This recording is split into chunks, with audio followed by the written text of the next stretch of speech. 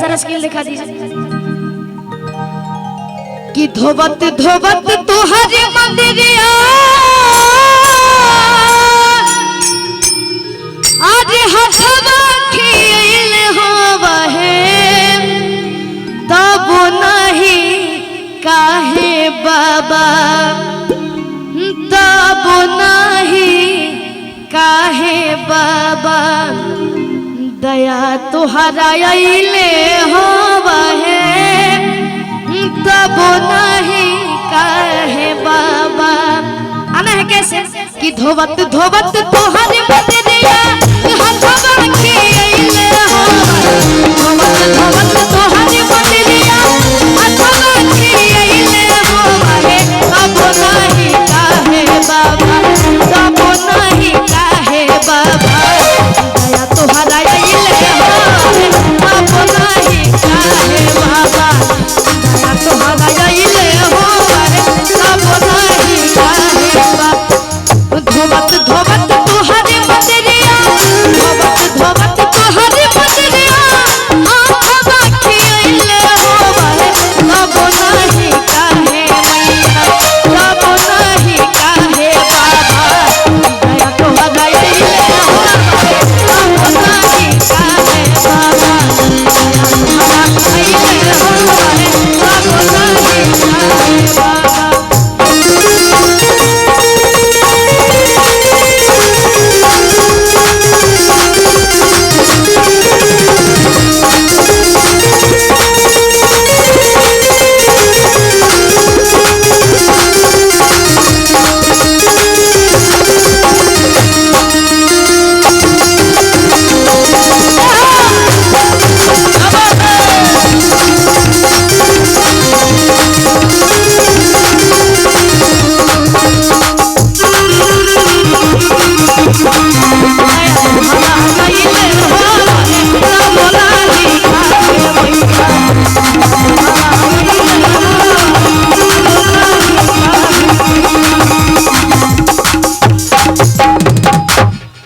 और अभी कुछ देर में हम सभी के बीच रवि सर का आगमन होने वाला है और कैसे कहना है कि कौवा बोले से पहले आइला मंदिरवा सेवा में लागल बाटे अरे हमरो शरीरवा।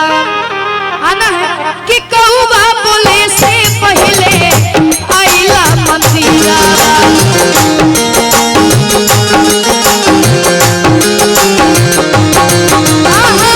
सेवा में लागल बाटे हमरो शरीरवा।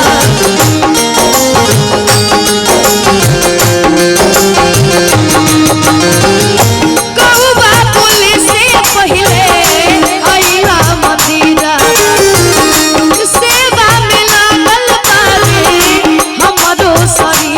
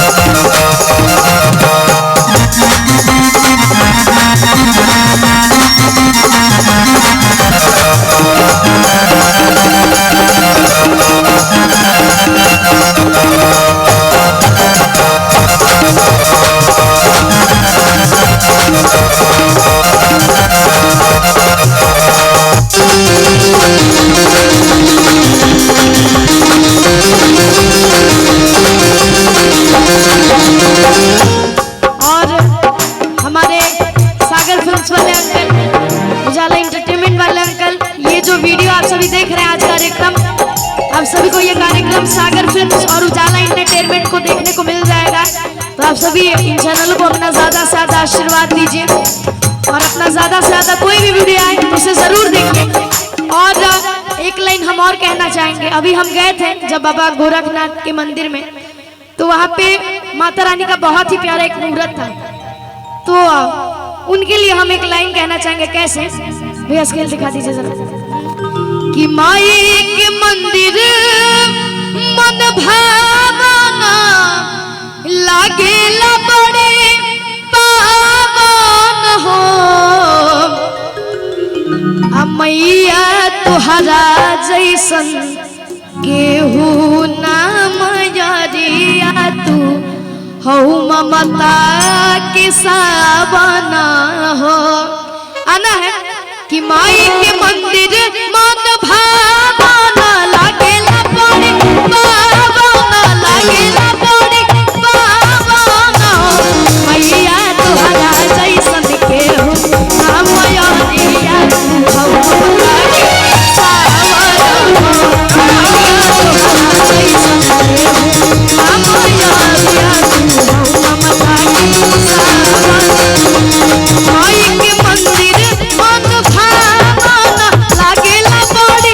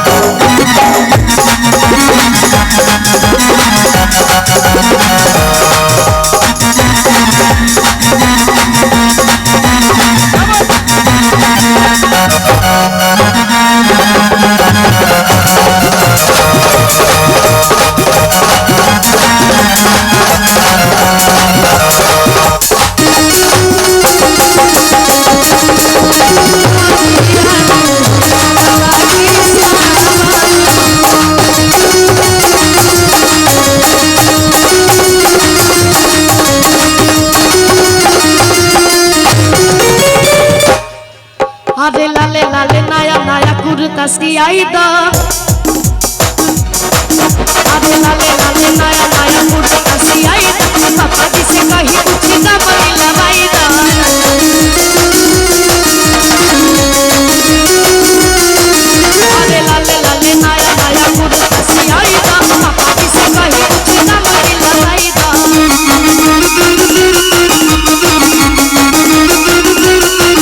आज देवी के चरण के चूम के माई आज हम हो नाचब झूम के आज हम हो नाचब झूम के लाले लाले नया नया कुर्ता सियाई दा पापा जी से कहे कुछ ना बदलाई दा लाले नया नया कुर्ता सियाई दा पापा जी से कहे कुछ ना बदलाई दा आज देवी के चरण के चूम के हे माई आज हम हो नाचब झूम के माई आज हम हो आज हम हो नाचब झूम के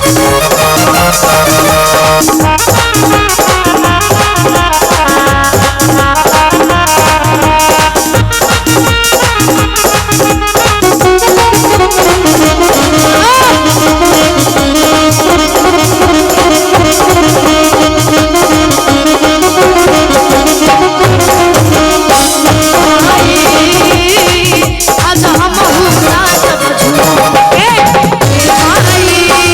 आज हम हो नाचब झूम के हे माई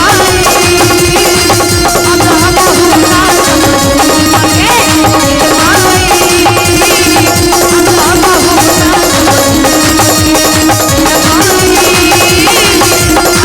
हो नाचब जोरदार ताली एक बार आर्यन बाबू के लिए। हे माई आज हम हो नाचब झूम के। और अभी हम सभी के बीच 4-5 मिनट में हमारे गोरखपुर के माननीय सांसद रवि सर का आगमन होने वाला है, तो बस वो थोड़ी देर में आप सभी के बीच आने वाले हैं। भैया स्केल भी लगा दीजिए। और जितने भी लोग हमारे भैया